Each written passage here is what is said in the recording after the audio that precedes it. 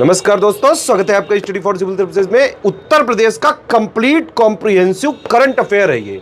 उत्तर प्रदेश की जितनी भी सरकारी वेबसाइट है प्लस जितने भी लेटेस्ट एक्ट हैं, लेटेस्ट रिपोर्ट्स हैं, जो गवर्नमेंट ऑथेंटिक साइट्स हैं, जहां से जितनी भी उत्तर प्रदेश की न्यूज होती है उन सबको छांट के लाया गया है ये करंट अफेयर। तो Uttar Pradesh specific complete comprehensive current affair का पापा वीडियो है ये। इसको आप जरूर देखिए। जो लोग भी उत्तर प्रदेश के किसी भी प्रतियोगी परीक्षा की तैयारी कर रहे हैं, यूपीपीएससी आयोग के किसी भी एग्जाम की तैयारी कर रहे हैं, आरओ की, पीसीएस की, बीओ की, लेक्चरर की, जीआईसी की, जितने भी वैकेंसी निकलती है यूपीपीएससी की, जहां जीएस और करंट अफेयर आता है, उन सबके लिए जरूरी है ये video. UP triple SC exams में जहां जहां उत्तर प्रदेश का करंट अफेयर पूछा जाने की संभावना रहती है, उन सबके लिए जरूरी है ये वीडियो।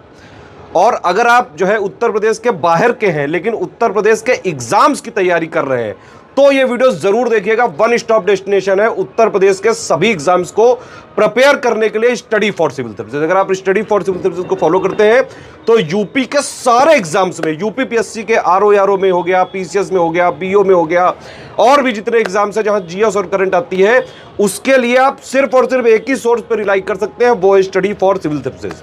तो भैया ये उत्तर प्रदेश का कंप्लीट कॉम्प्रिहेंसिव लेटेस्ट ट्रेंड और पैटर्न के हिसाब से कंप्लीटली रिवाइज्ड और अपडेटेड पापा वीडियो है ये। इसको देखिए पूरा। वीडियो के लिए हम पहले ही बता चुके हैं, वीडियो फ्री थे, फ्री है, फ्री रहेंगे। पिछले 8 साल से इसको फॉलो करने वाला, स्ट्रिक्टली फॉलो करने वाला सिर्फ एक यूट्यूब चैनल है, वो है study for civil services. PDF paid ही रहेंगी इनकी। मंथली बाइलिंगुअल यूपी करंट की, बिहार करंट की, टोटल करंट की पीडीएफ आप हमारे ऐप में पा सकते हैं। पापा पीडीएफ वाला फोल्डर में आप जो है सर्च करके बाई करके डाउनलोड कर सकते हैं। इस वाले वीडियो में पिछले 3 महीने का यूपी का, उत्तर प्रदेश का जितना करंट अफेयर सभी एग्जाम्स के लिए जरूरी है, सिर्फ उतना ही लिया गया है। UP special current affair study for civil services द्वारा कंपाइल्ड हम लोग देखेंगे अप्रैल मंथ 2026 का। आगे बढ़ेंगे, एमसीक्यू सेक्शन पे हम लोग आ जाएंगे। सवाल पहला है, अप्रैल 2026 में उत्तर प्रदेश के मुख्यमंत्री जी ने किस स्थान पर अपशिष्ट प्रबंधन कार्यों को सुदृढ़ करने के लिए 250 इलेक्ट्रिक और सीएनजी वाहनों को हरी झंडी दिखाई थी? हरी झंडी दिखाई गई थी लखनऊ में, राजधानी में। सी यहाँ पर सही है, सी। उत्तर प्रदेश में सॉलिड वेस्ट मैनेजमेंट को लेकर काफी प्रयास किया जा रहा है और उत्तर प्रदेश का पहला ये zero fresh waste dump city भी घोषित हुआ है। ठीक है, first zero fresh waste dump city का मतलब है कि 100% साइंटिफिक प्रोसेसिंग हो रही है सॉलिड वेस्ट की। ये ध्यान रख सकते हैं। उत्तर प्रदेश का पहला एआई सिटी भी उत्तर प्रदेश, ये राजधानी लखनऊ ही बनेगा। First AI city of India, first AI city of India, ये भी उत्तर प्रदेश ही बनेगा आगे जा करके। उत्तर प्रदेश के पोस्टल ट्रेनिंग सेंटर पीटीसी के कितने वर्ष पूरे हुए बिहार में? डाक प्रशिक्षण केंद्र उत्तर प्रदेश के किस शहर में स्थित है जिसने हाल में अपने 75 वर्ष पूरे किए हैं? ये सहारनपुर में है। उत्तर प्रदेश के सहारनपुर में एक डाक प्रशिक्षण केंद्र है जिसने अपने स्थापना के 75 ईयर पूरे कर लिए हैं। एक प्लेटिनम जुबली भी इसकी मनाई गई थी। इसकी मनाई गई थी क्या? प्लेटिनम जुबली मनाई गई थी। आगे बढ़ते हैं। एवरेस्ट बेस कैंप तक साइकिल से पहुंचने वाली पहली भारतीय महिला, विश्व में दूसरी महिला कौन बनी है? इनका नाम है दिव्या सिंह। दिव्या सिंह, ये कहाँ से ऐसे पूछ सकते हैं तो ये गोरखपुर से हैं, गोरखपुर की रहने वाली है। गोरखपुर की निवासी दिव्या सिंह 14 दिनों की चढ़ाई के बाद इन्होंने जो है ये एवरेस्ट बेस कैंप तक साइकिल चला करके यात्रा की थी। भारत की पहली, ग्लोबल लेवल पर दूसरी महिला। विक्रमादित्य वैदिक घड़ी उत्तर प्रदेश के किस प्रसिद्ध मंदिर में स्थापित की गई, ये बताना है। विक्रमादित्य वैदिक घड़ी काशी विश्वनाथ धाम में स्टैब्लिश की गई है। काशी विश्वनाथ वाराणसी में स्टैब्लिश की गई है। मध्य प्रदेश के मुख्यमंत्री मोहन यादव ने जो है मुख्यमंत्री योगी आदित्यनाथ जी की उपस्थिति में इसको समर्पित किया था। इसको पारंपरिक काल गणना के अनुसार सूर्योदय के समय की गणना इसमें की जाती है। आधुनिक 24 घंटे की घड़ी के विपरीत सूर्योदय से अगले सूर्योदय तक समय क्या इसको कैलकुलेट किया जाता है। एक दिन को 30 मुहूर्तों में विभाजित किया जाता है और जिसमें प्रत्येक मुहूर्त का समय 48 मिनट का होता है। आगे बढ़ेंगे, क्योंकि कौन सा टाइगर रिजर्व का बफर जोन जो है उत्तर प्रदेश का, ठीक है, इसमें 25 से अधिक हिमालयी ग्रिफॉन गिद्ध जो है स्पॉट किए गए थे, मरे हुए मृत पाए गए थे। 25 हिमालयन गिफॉन गिद्ध जो है ये कहाँ पे मरे हुए पाए गए थे? ये पाए गए थे दुधवा टाइगर रिजर्व में, दुधवा टाइगर रिजर्व में। आगे बढ़ेंगे हम लोग। इलाहाबाद हाई कोर्ट के किस न्यायमूर्ति ने अपने पद से इस्तीफा दे दिया था जिनके खिलाफ महाभियोग की प्रक्रिया शुरू की गई थी? इन्होंने प्रेसिडेंट ऑफ इंडिया को अपना रेजिग्नेशन टेंडर कर दिया। 217 क्लॉज 1 जो है ए के तहत प्रेसिडेंट ऑफ इंडिया को अपना रिजिग्नेशन टेंडर कर दिया है। बी यहाँ पे सही है, बी। आगे अप्रैल 2026 में लेजर लाइट और साउंड शो का उद्घाटन उत्तर प्रदेश के किस शहर में स्थित स्मृतिका युद्ध स्मारक में किया गया था? तो स्मृतिका युद्ध स्मारक ये कहाँ पे स्थित है? ये लखनऊ में है, लखनऊ में है स्मृतिका युद्ध स्मारक, लखनऊ। सी यहाँ पे सही है, सी। अप्रैल 2026 में संसद खेल महाकुंभ के तीसरे संस्करण का उद्घाटन किसके द्वारा किया गया था? संसद खेल महाकुंभ के जो है संस्करण का उद्घाटन इस बार किया था राजनाथ सिंह जी ने। थर्ड एडिशन ऑफ संसद खेल महाकुंभ, बी यहाँ पे सही है। ये आयोजित कहाँ पे हुआ था? केडी सिंह बाबू स्टेडियम, लखनऊ में। केडी सिंह बाबू स्टेडियम, लखनऊ में। ग्रामीण क्षेत्रों में खेलों को बढ़ावा देने के लिए इसका आयोजन किया जाता है। उत्तर प्रदेश सरकार द्वारा शुरू की गई नवयुग पालिका योजना के तहत कुल बजट कितना निर्धारित हुआ है? नवयुग पालिका स्कीम के तहत बजट आया है 2915 करोड़ रुपए का, पहले फेज के लिए है ये। नवयुग पालिका योजना हम लोग डिस्कस कर चुके हैं लास्ट टाइम।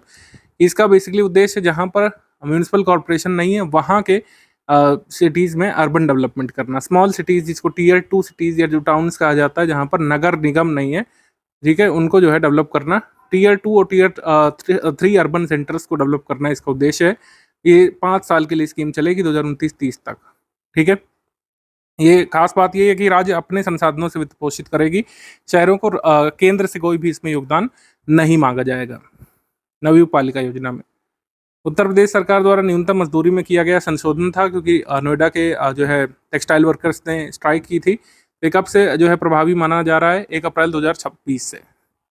1 अप्रैल 2026 से पूर्वव्यापी रूप से लागू होगा। श्रमिक श्रेणियों में 21% तक की महत्वपूर्ण यहाँ पे इंक्रीमेंट की गई है। नोएडा और गाजियाबाद जैसे प्रमुख केंद्रों में जो इंडस्ट्रियल वर्कर्स का असंतोष था और जो स्ट्राइक वगैरह हुई थी उसके कारण ये निर्णय लेना पड़ा उत्तर प्रदेश सरकार को। आगे उत्तर प्रदेश के किस जिले में स्थित शेखा झील पक्षी अभ्यारण्य को भारत का 99वां रामसर साइट घोषित किया गया था? तो शेखा झील जो बर्ड सेंचुरी है ये अलीगढ़ में है। शेखा झील बर्ड सेंचुरी ये अलीगढ़ में है और उत्तर प्रदेश के रामसर साइट अब हो गए हैं 12। उत्तर प्रदेश के रामसर साइट अब कितने हो गए? 12, ठीक है। और ये इंडिया का 99th था, ये इंपॉर्टेंट है, इंडिया का 99 था। अब जल्दी इंडिया के पास 100 रामसर साइट होने वाले। आगे है 3 से 5 अप्रैल 2026 तक आयोजित 3 दिवसीय महानाट्य सम्राट विक्रमादित्य कार्यक्रम का आयोजन कहाँ पे किया गया था? वाराणसी में आयोजन किया गया था। उत्तर प्रदेश के मुख्यमंत्री, मध्य प्रदेश के मुख्यमंत्री दोनों यहाँ पे शामिल हुए थे। आगे बढ़ते हैं। मुख्यमंत्री योगी आदित्यनाथ जी ने 15 अप्रैल 2026 को उत्तर प्रदेश के किस नगर में टीसीएस फाउंडेशन के सहयोग से एक अत्याधुनिक सेंटर ऑफ एक्सीलेंस का उद्घाटन किया था? गोरखपुर में ये सेंटर ऑफ एक्सीलेंस जो है ये खोला गया है, ठीक है। युवाओं को स्किल डेवलपमेंट के लिए एआई वगैरह, नई तकनीक, साइबर सिक्योरिटी वगैरह ये सब सिखाने के लिए टीसीएस का ये सेंटर ऑफ एक्सीलेंस ये खोला गया है गोरखपुर में। आगे प्रश्न है कि 11 अप्रैल 2026 को टाइम सम्मान समारोह 2026 में कितने सर्वोच्च शौर्य पुरस्कार विजेताओं उनके परिजनों को सम्मानित किया गया था? ये करीब 20 लोगों को इसमें सम्मानित किया गया था। सी यहाँ पर सही है, ये लखनऊ में हुआ था ये टाइम सम्मान समारोह। बी यहाँ सी यहाँ पे सही है, बेसिकली सी। आगे प्रश्न, मुजफ्फरनगर दौरे के दौरान मुख्यमंत्री योगी आदित्यनाथ जी ने कुल कितने लागत की विकास परियोजनाओं का लोकार्पण और शिलान्यास किया था? 951 करोड़ रुपए से ज़्यादा। सी यहाँ पे सही है, सी। और यहाँ पर मुजफ्फरनगर में लोकमाता अहिल्याबाई होलकर की भव्य प्रतिमा का लोकार्पण भी किया था, ये यहाँ पे ध्यान रखिएगा। 2025-26 के दौरान उत्तर प्रदेश के जीएम पोर्टल के माध्यम से कुल कितने रुपए की खरीद की है? ये 22,000 समथिंग करोड़ है। ये याद नहीं रखना है, बस ये ध्यान रखिएगा कि अन्य राज्यों के लिए एक मिसाल उत्तर प्रदेश, क्योंकि ज़्यादातर जो खरीद करता है उत्तर प्रदेश वो जीएम पोर्टल से करता है। उत्तर प्रदेश ने रिकॉर्ड बनाया है पूरे कंट्री में, सबसे पहला स्थान है उत्तर प्रदेश का जीएम पोर्टल से सरकारी सर्विसेज और गुड्स की खरीद के मामले में। जीएम पोर्टल जो है ये कब लॉन्च किया गया था? ये आप जल्दी से कमेंट करके बताइए हमको। क्षेत्रीय कृषि सम्मेलन जो नॉर्थ रीजन का हुआ था, नॉर्थ जोन का रीजनल एग्रीकल्चरल कॉन्फ्रेंस, ये कहाँ पे हुआ था? ये लखनऊ में हुआ था। 24 अप्रैल 2026 को लखनऊ में हुआ था रीजनल एग्रीकल्चरल कॉन्फ्रेंस। बी यहाँ पे सही है, बी। शिवराज सिंह चौहान जो कृषि मंत्री हैं उन्होंने इसका उद्घाटन किया था। साध्वी निरंजन ज्योति जिन्हें राष्ट्रीय पिछड़ा वर्ग आयोग का अध्यक्ष बनाया गया, उत्तर प्रदेश के किस लोकसभा क्षेत्र से पूर्व सांसद रही हैं? फतेहपुर से ये रही हैं ऑफिशियली 18 मार्च 2026 से। ये एनसीबीसी की national commission of backward classes की अध्यक्ष ये अब हैं। सी यहाँ पे सही है। 21 मार्च को विश्व कविता दिवस के अवसर पर उत्तर प्रदेश के किस शहर में हेरिटेज मुशायरा का आयोजन किया गया था? हेरिटेज मुशायरा ये हुआ था लखनऊ में, लखनऊ। उत्तर प्रदेश के किस जिले ने 31 मार्च को समय सीमा के पहले ही 100% फार्मर आईडी पंजीकरण का लक्ष्य सबसे पहले प्राप्त कर लिया है? तो फार्मर आईडी उत्तर प्रदेश सरकार बना रही है। 100% लक्ष्य रामपुर ने प्राप्त कर लिया है, यानी सभी लोगों की फार्मर आईडी यहाँ पे बन चुकी है। सभी जो है जिला प्रशासन को निर्देश दिए गए हैं कि 30 अप्रैल तक सभी किसानों की फार्मर आईडी बन जाए, क्योंकि 15 मई 2026 से किसानों को जो बेनिफिट्स मिलते हैं फर्टिलाइजर सब्सिडी वगैरह सीड पर एग्रीकल्चरल स्कीम्स के, वो मिलना बंद हो जाएंगे। फार्मर आईडी बनाना जरूरी है, ये यहाँ पे सही है। भारत निर्वाचन आयोग के राष्ट्रीय शिकायत सेवा पोर्टल पर नागरिक संतुष्टि रेटिंग के मामले में उत्तर प्रदेश ने देश में कौन सा स्थान प्राप्त किया है? सिटीजन सेटिस्फैक्शन के मामले में उत्तर प्रदेश के नेशनल ग्रीवेंस सर्विस पोर्टल ने प्राप्त किया है पहला स्थान इसमें प्राप्त किया है। ए यहाँ पे सही है, ए। उत्तर प्रदेश की योजना के अनुसार उत्तर प्रदेश के युवाओं को एआई और डिजिटल तकनीकों में जो प्रशिक्षित कर रहा है, उसके लिए लक्षित संख्या कितनी, मतलब कितने लोगों को जो है एआई से कह सकते हैं फ्रेंडली बनाना है, युवाओं को एआई में एआई के लिए एजुकेट करना है, ट्रेनिंग देनी है। आर्टिफिशियल इंटेलिजेंस संबंधी डिजिटल टेक्नोलॉजी की ट्रेनिंग यहाँ पे देने का लक्ष्य रखा है उत्तर प्रदेश सरकार ने। कम से कम 10 लाख युवाओं को, कम से कम 10 लाख युवाओं को ऐसी ट्रेनिंग देने का लक्ष्य रखा है उत्तर प्रदेश सरकार ने। इसके लिए लखनऊ, कानपुर, नोएडा, वाराणसी में स्टार्टअप्स को बढ़ावा दिया जाएगा।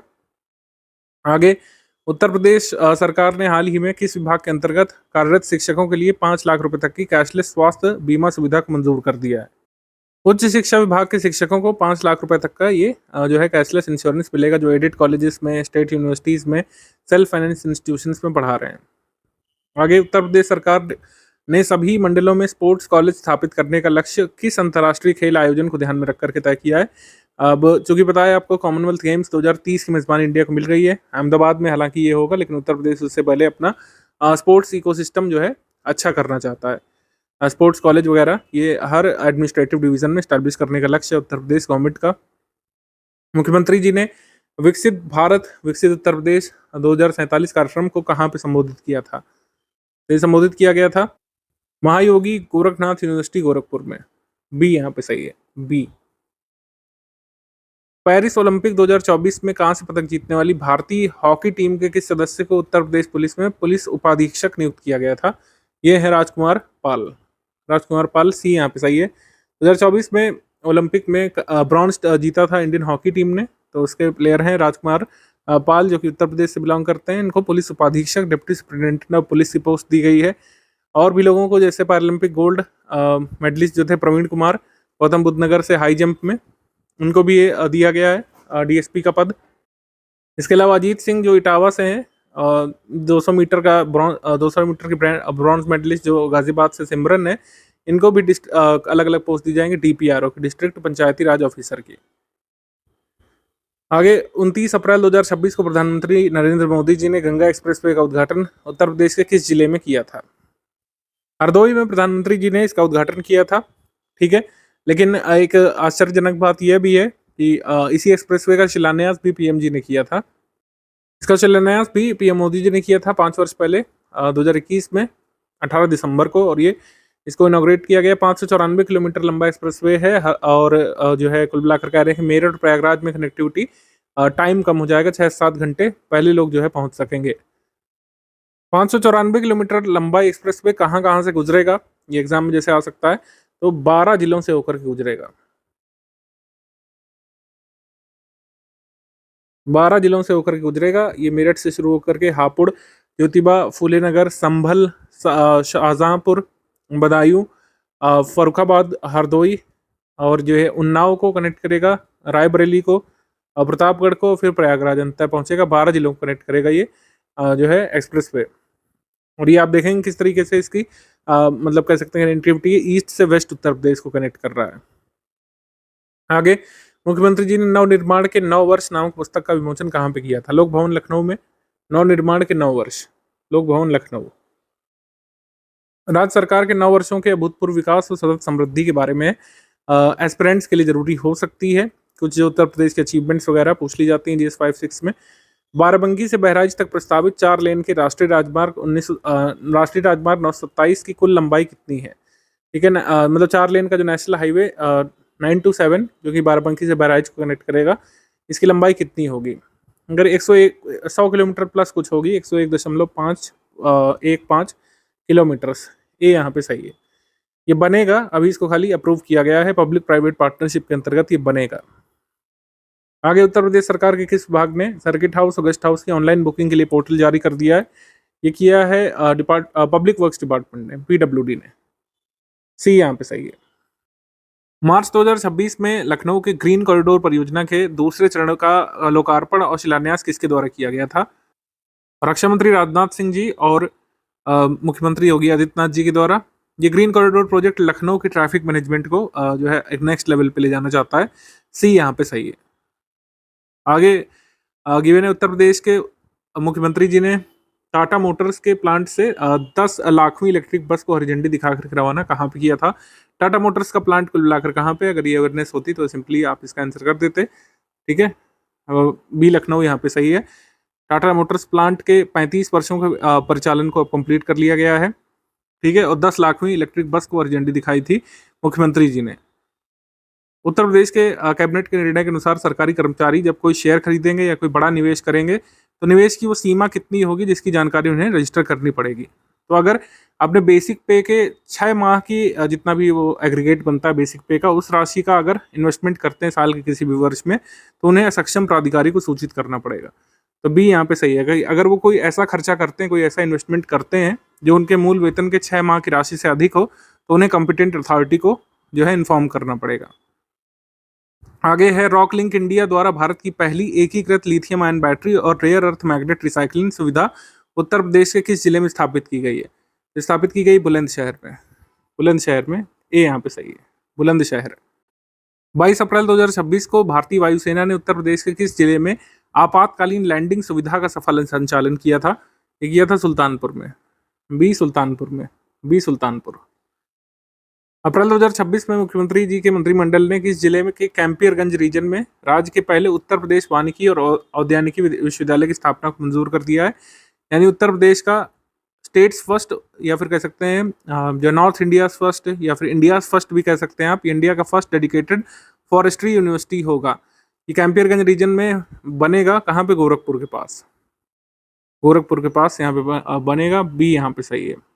कैंपियरगंज रीजन में बनेगा उत्तर प्रदेश की का पहला वानिकी और औद्यानिकी विश्वविद्यालय, Uttar Pradesh first university of forestry and horticulture. B यहाँ पे सही है, बी। भारतीय रेलवे ने 31 मार्च 2026 तक महाराष्ट्र के जवाहरलाल नेहरू पोर्ट टर्मिनल से उत्तर प्रदेश के दादरी तक फैले कितने लंबे पश्चिमी समर्पित माल ढुलाई गलियारे का निर्माण सफलतापूर्वक पूरा कर लिया है? कुल मिलाकर ये बना है western dedicated freight corridor. Western dedicated freight corridor, इसकी लेंथ पूछिए, लेंथ है इसमें 1506 किलोमीटर। 1506 किलोमीटर, बी यहाँ पे सही है। 31 मार्च 2026 तक महाराष्ट्र के JNPT से उत्तर प्रदेश के दादरी तक ये जो बना है पश्चिमी समर्पित माल ढुलाई गलियारा, वेस्टर्न कह सकते हैं western dedicated freight corridor. Study for civil services का Uttar Pradesh special current affair हम लोग डिस्कस करेंगे मार्च मंथ 2026 का, बाइलिंगुअल फॉर्मेट में हमेशा की तरह। एमसीक्यू सेक्शन पर आ जाएंगे हम लोग। उत्तर प्रदेश में चर्चा में रहे साथी प्लेटफॉर्म के संबंध में क्या सही है? तो साथी प्लेटफॉर्म ये बेसिकली गुणवत्तापूर्ण शिक्षा के लोकतांत्रिकरण की दिशा में एक महत्वपूर्ण कदम है। साथी का फुल फॉर्म है self assessment test and help for entrance examination. ये सही है, self assessment test and help for entrance examination नाम से शुरू किया गया प्लेटफॉर्म। ये completely free digital learning platform है और यहाँ पर लोगों को प्राइवेट कोचिंग जो लोग नहीं अफोर्ड कर सकते उनको ये एंट्रेंस एग्जाम के लिए पाठ्य सामग्री प्रोवाइड करेगा। तो हमारा उत्तर क्या हो जाएगा इसमें?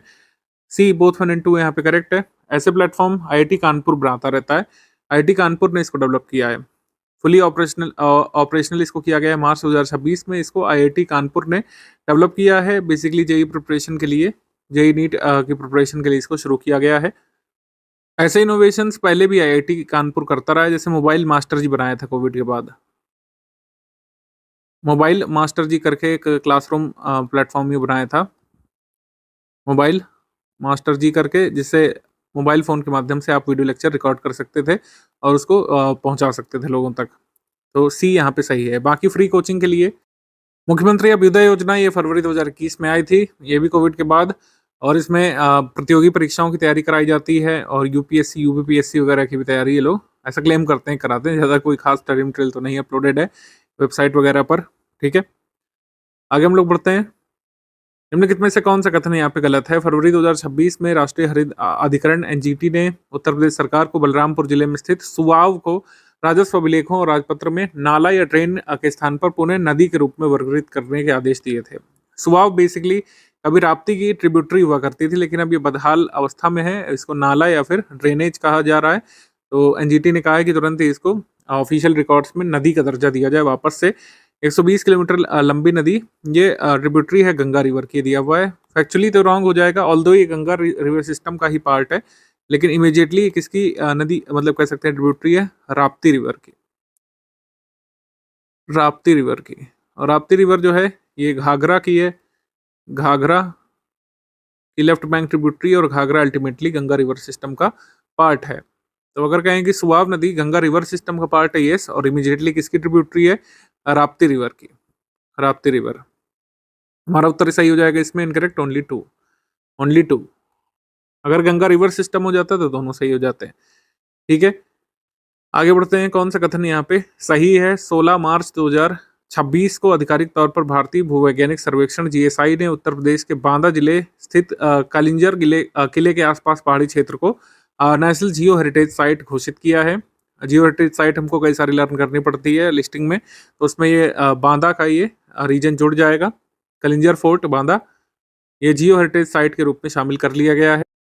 कहा जा रहा है कि कलिंजर फोर्ट के सराउंडिंग हमको ई पार्कियन अनकन्फॉर्मिटी देखने को मिलती है विद इन विंध्या रेंज, जो कि 2.5 बिलियन वर्ष पुराने बुंदेलखंड ग्रेनाइट और 1.2 billion year old Kaimur sandstone के बीच देखने को मिलती है। ई पार्कियन यह है अनकन्फॉर्मिटी, तभी यहाँ पर जियो हेरिटेज साइट इसको घोषित किया गया है, क्योंकि ये महत्वपूर्ण प्रमाण देखने को मिलते हैं। हमारा आंसर सही हो जाएगा इसमें सी, 1 and 2 बोथ करेक्ट यहाँ पे सही है। बी के एग्जाम में सवाल पूछा गया था कि ये जो कलिंजर का बांदा का किला है, इस पर ब्रिटिश अधिकार कब स्टैब्लिश हुआ था? तो 1812 ये ईयर, ये ध्यान रखिएगा, 1812 में ब्रिटिश अधिकार स्टैब्लिश हुआ था। निम्नलिखित में से कौन सा कथन यहाँ पे रॉन्ग है बताना है? वाराणसी में सुजाबाद डोमरी क्षेत्र में गंगा के किनारे जो ये भूमि है करीब 350 बीघा, भव्य यहाँ पर एक प्लांटेशन ड्राइव लगाई गई थी। पौधा आरोपण अभियान के तहत Guinness book of world record में नाम दर्ज किया गया था। ये सही, ये तो बहुत कम समय में ये करीब जो है 2,51,446 पौधे लगा दिए गए थे, इसके लिए रिकॉर्ड ये बनाया गया था वाराणसी में। ये सही है। नागर विमान महानिदेशालय ने Yamuna international airport private limited, जो कि जेवर में ऑपरेशनल होने जा रहा है जल्द, इसको लाइसेंस भी प्रदान कर दिया है। ये सही, तो हमारा उत्तर हो जाएगा इसमें डी, कोई भी इनकरेक्ट नहीं है, दोनों ही सही है, डी। नोएडा इंटरनेशनल एयरपोर्ट जो है पीएम गति शक्ति नेशनल मास्टर प्लान के तहत ये बना है, ध्यान रखिएगा, पीएम गति शक्ति के तहत ये बना है।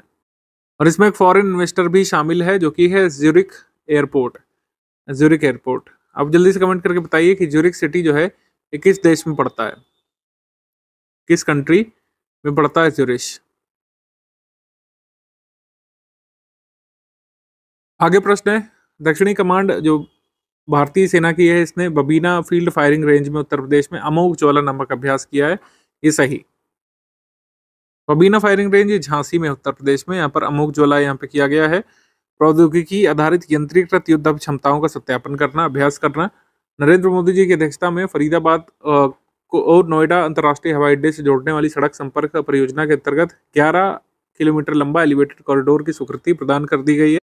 ये भी सही है, हमारा उत्तर हो जाएगा इसमें सी, सी यहाँ पे सही है, केवल 1 और 2 दोनों ही यहाँ पे सही है, सी। केंद्रीय मंत्री राजनाथ सिंह उत्तर प्रदेश के मुख्यमंत्री जी ने 13 मार्च 2026 को ग्रीन कॉरिडोर परियोजना के विभिन्न कार्यों का लोकार्पण किया, शिलान्यास किया। ये सही। लखनऊ शहर के समग्र विकास का मास्टर प्लान बनाने के लिए school of planning and architecture और लखनऊ विकास प्राधिकरण के मध्य एक समझौता किया गया है। ये सही, आंसर हो जाएगा इसमें C, 1 and 2 both correct, 1 and 2 both correct. Lucknow में बेसिकली ट्रैफिक मैनेजमेंट और इकोनॉमी को सुधारने के लिए एक बन रहा है green corridor project, green corridor project, उसका यहाँ पर शिलान्यास किया गया योगी आदित्यनाथ जी और हमारे डिफेंस मिनिस्टर राजनाथ सिंह जी के द्वारा। आगे क्वेश्चन है कि उत्तर प्रदेश के वृंदावन में रामकृष्ण मिशन सेवा आश्रम में आधुनिक नंद किशोर सोमानी कैंसर विज्ञान ब्लॉक का उद्घाटन किसने किया?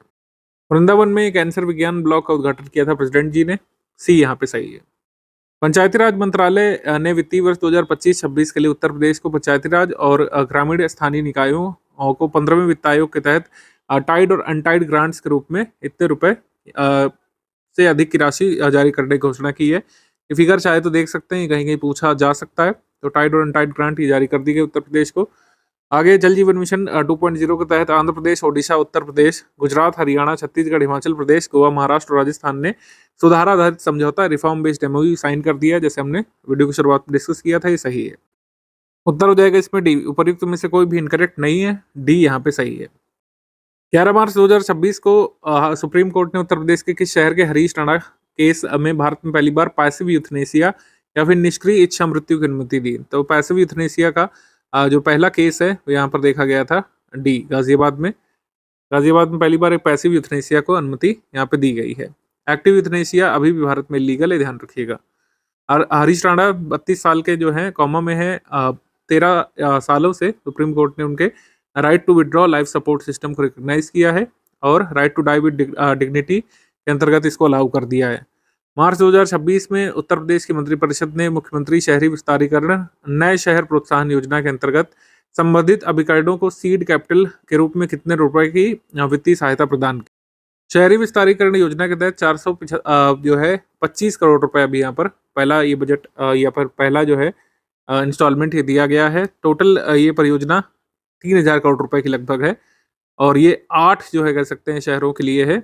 8 शहरों के आसपास अर्बन एक्सपेंशन बेसिकली होना है। वार्ड शहर कौन कौन से? बरेली, वाराणसी, उरई, चित्रकूट, बांदा, प्रतापगढ़, गाजीपुर, मई। इनकी जो एजेंसीज हैं उनको ये दिया गया है कि अपनी सिटी के आसपास ये टाउनशिप डेवलप करें, ऐसे टाउनशिप जहाँ पर अर्बन एमेनिटीज उपलब्ध हों, कुल मिलाकर शहर का विस्तार किया जाए। एक बार टाउनशिप बन जाएगी शहर के आसपास तो ये भी मेन शहर से जुड़ी हुई मानी जाएगी और शहर धीरे धीरे बड़ा होता जाएगा, ये उद्देश्य है। न्यू सिटी प्रमोशन स्कीम है ये उत्तर प्रदेश की।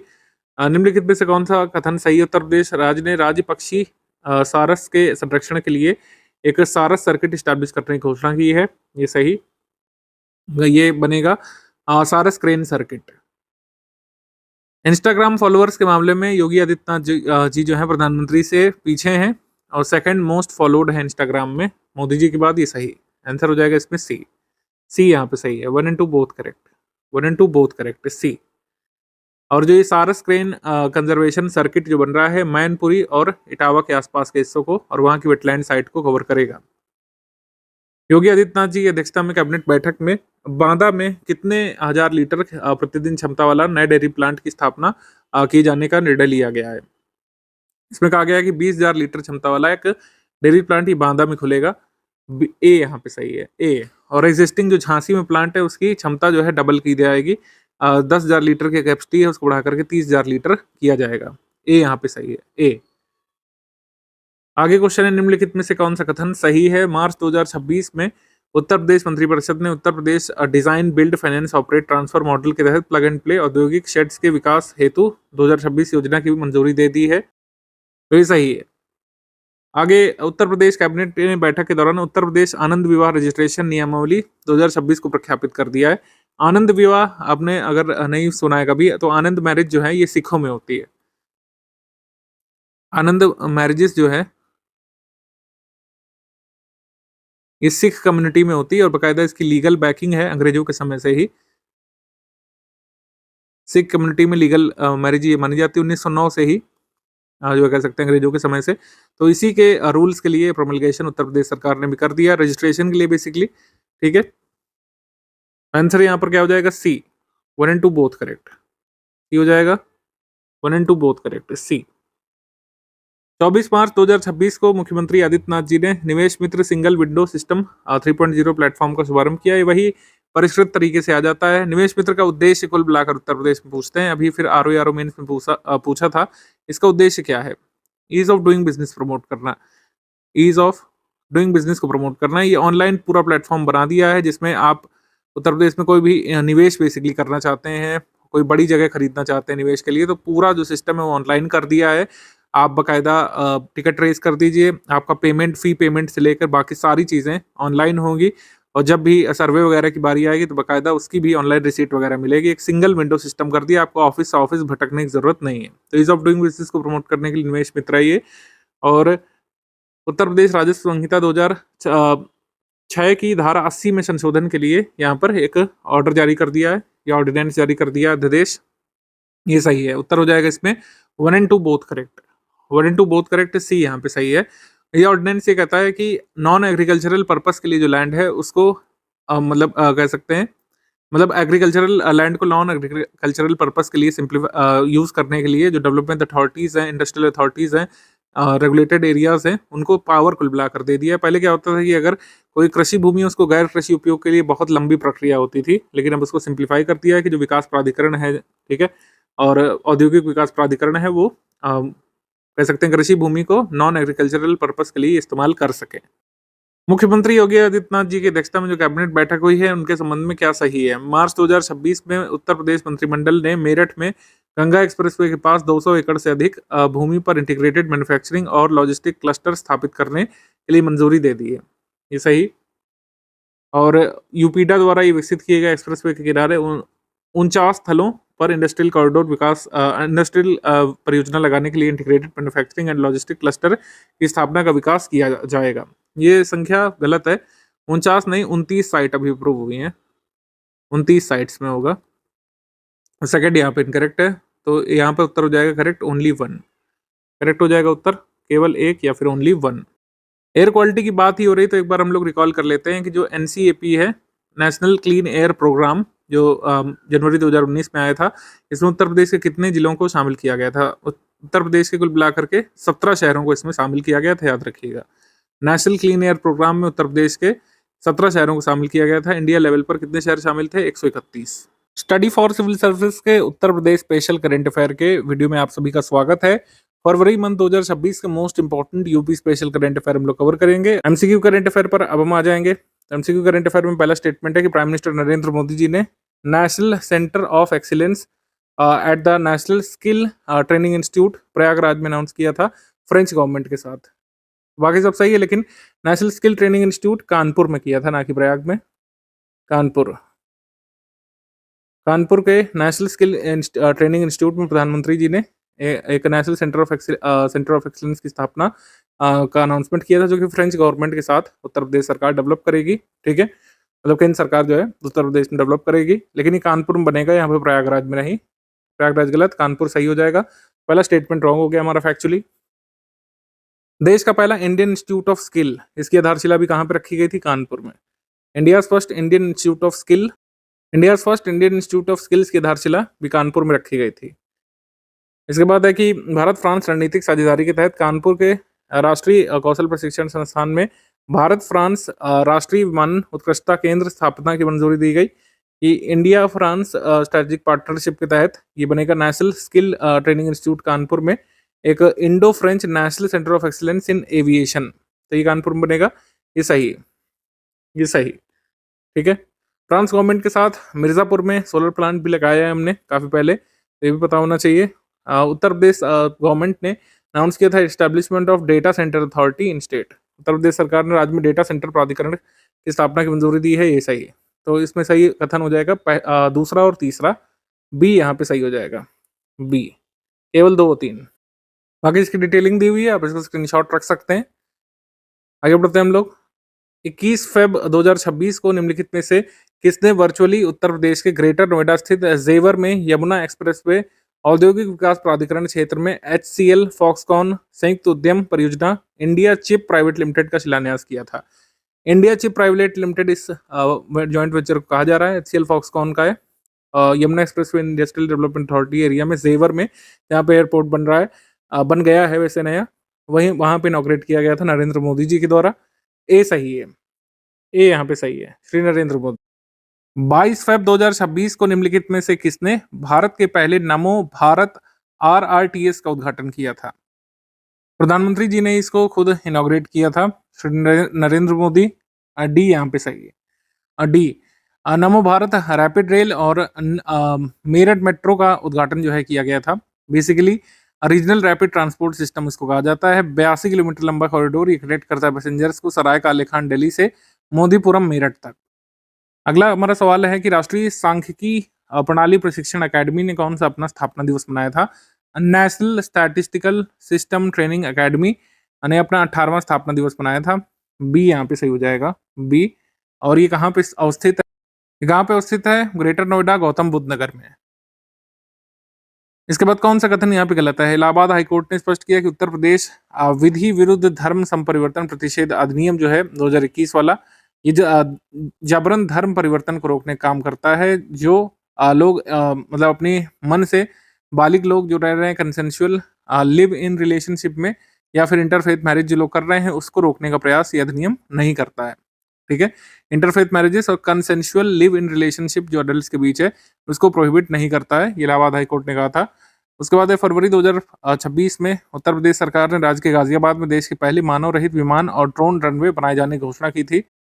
देश का पहला मानव रहित विमान और ड्रोन रनवे बनेगा 2110 मीटर लंबा, लेकिन ये गाजियाबाद में नहीं बन रहा है, ये बन रहा है वेस्ट यूपी में, मेरठ में। ये मेरठ में बन रहा है, गाजियाबाद में नहीं बन रहा है। तो सेकंड स्टेटमेंट रॉन्ग हो गया। फिर है मिशन कर्मयोगी के तहत अपने सभी 17 लाख कर्मचारियों के लिए एआई कोर्स को अनिवार्य कर दिया। हर जगह एआई का बोलबाला आपको देखने को मिल रहा है, डिजिटल इंडिया के तरीके जैसे बूम आया था 2014-15 में, वैसे अब एआई की बात हम लोग कर रहे हैं एक दशक बाद।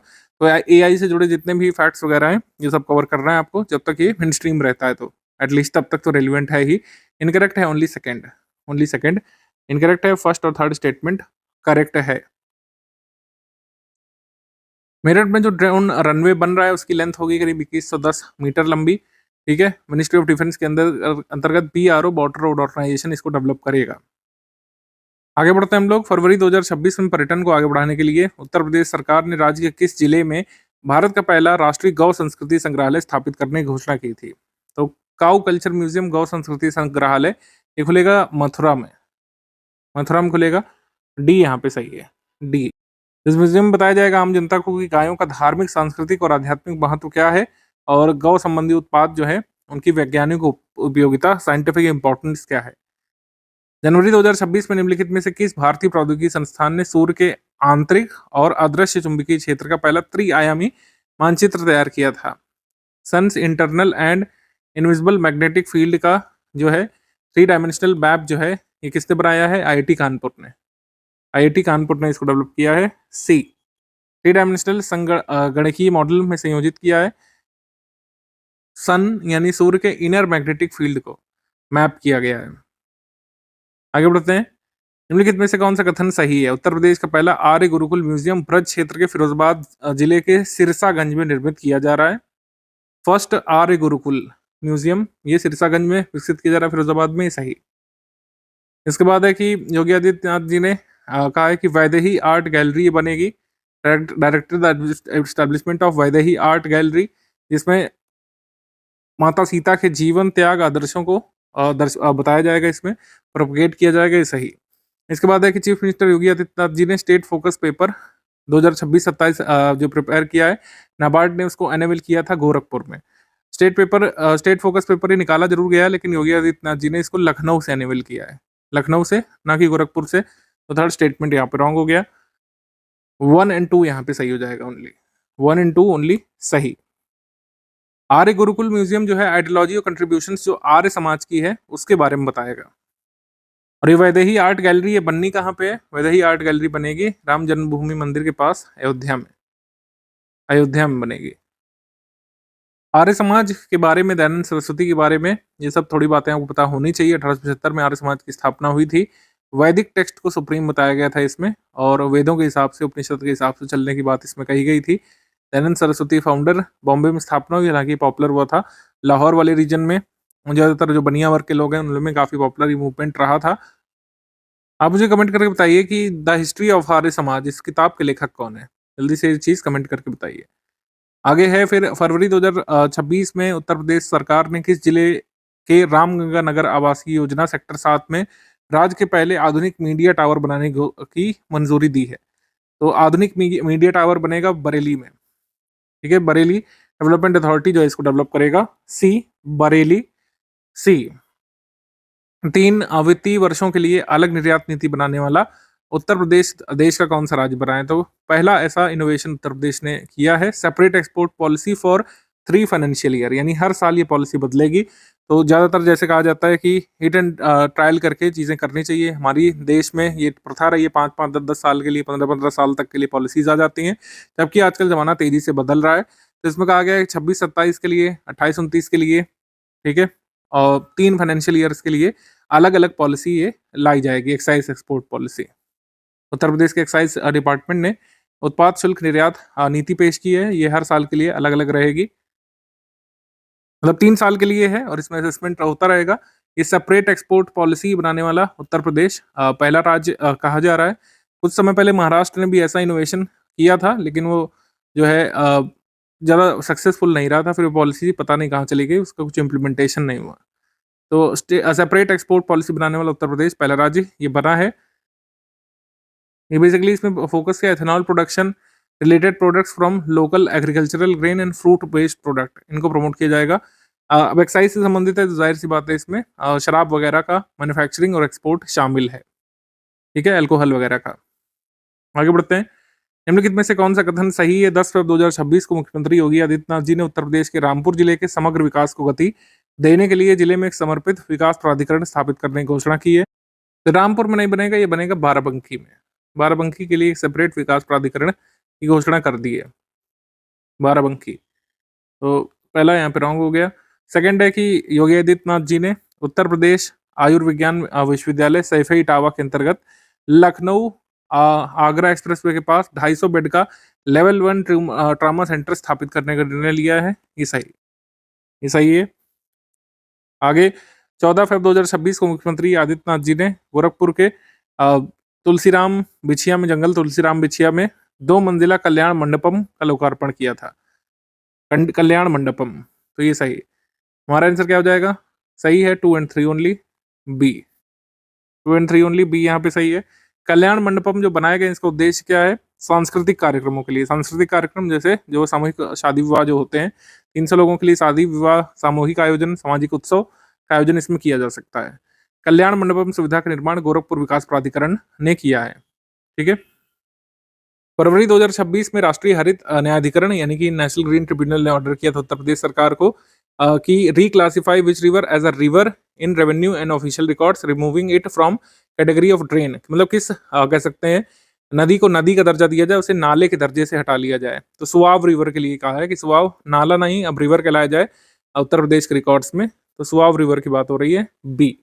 सुआव नदी जो है बेसिकली बलरामपुर जिले में बहती है, एक सीजनल रिवर है और राप्ती नदी में मिल जाती है। राप्ती नदी इटसेल्फ ये घाघरा नदी में मिल जाती है और गंगा रिवर सिस्टम का पार्ट है।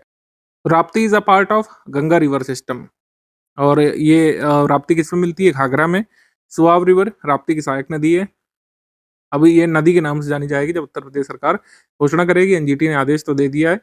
उत्तर प्रदेश सरकार राज्य की पहली प्रोटॉन बीम थेरेपी मशीन किस शहर के Kalyan Singh super speciality cancer संस्थान में स्थापित की जाएगी? ये लखनऊ में है। Kalyan Singh super speciality cancer institute, वहां पे लगेगी proton beam therapy machine. C यहाँ पे सही है। कैंसर ट्यूमर्स के ट्रीटमेंट के लिए ये काम आएगी machine.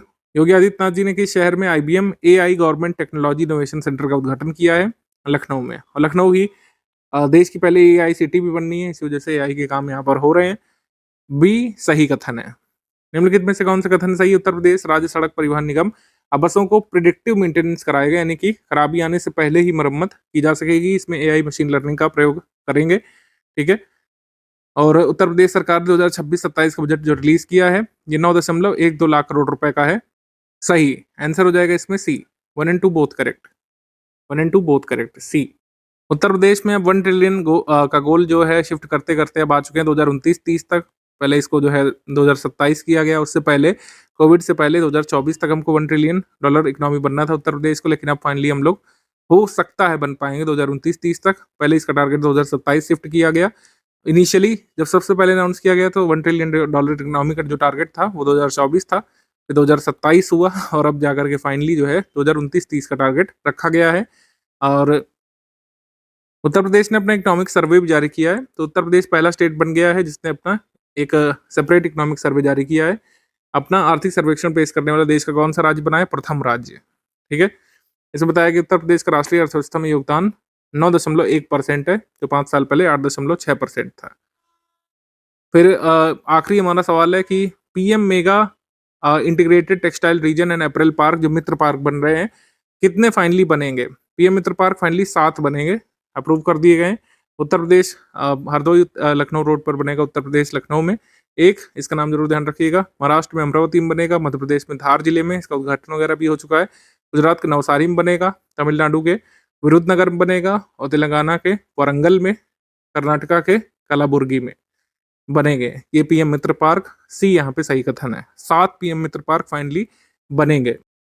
UP special current affair study for civil service द्वारा कंपाइल्ड हम लोग देखेंगे अप्रैल मंथ 2026 का, जो आने वाले सभी एग्जाम्स के लिए जरूरी है, जो भी उत्तर प्रदेश में होंगे उसके लिए उत्तर प्रदेश का करंट अफेयर जरूरी है। काफी सारे एग्जाम्स लाइंड अप है इस साल और सभी के लिए करंट अफेयर जरूरी रहेंगे। अगर आपको स्टडी फॉर सिविल सर्विस का कोई भी पेड ग्रुप ज्वाइन करना है टेलीग्राम में, तो इन गिवन नंबर्स पर व्हाट्सएप करके अधिक जानकारी प्राप्त की जा सकती है। हमारे एप्लीकेशन पर भी कई सारे कोर्सेज रनिंग है जो कि काफ़ी अफोर्डेबल है। आप ये स्टडी फॉर सिविल सर्विस का ये ऐप जरूर इंस्टॉल करके अपने मोबाइल में रख सकते हैं। अवार्ड्स एंड ऑनर्स देख लेते हैं हम लोग। अवार्ड्स एंड ऑनर्स की बात करें तो सफदर हाशमी पुरस्कार ये पिछले कई वर्षों के लिए एक साथ अनाउंस किया गया है, 2021 के लिए, 22 के लिए, 23 के लिए, 24 के लिए, ठीक है।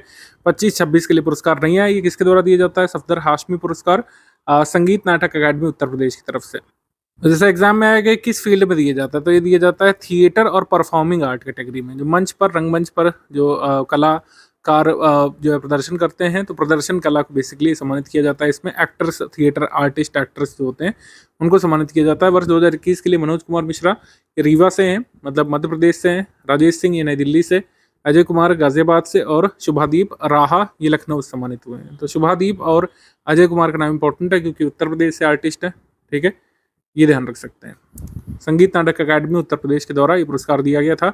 बीएम शाह पुरस्कार ये भी संगीत नाटक अकादमी की तरफ से, सतीश आनंद दिल्ली 2022 के लिए, कमल जैन को भोपाल से जो हैं, रविशंकर खरे ये गोरखपुर से, 2024 के लिए संजय मेहता को, ठीक है।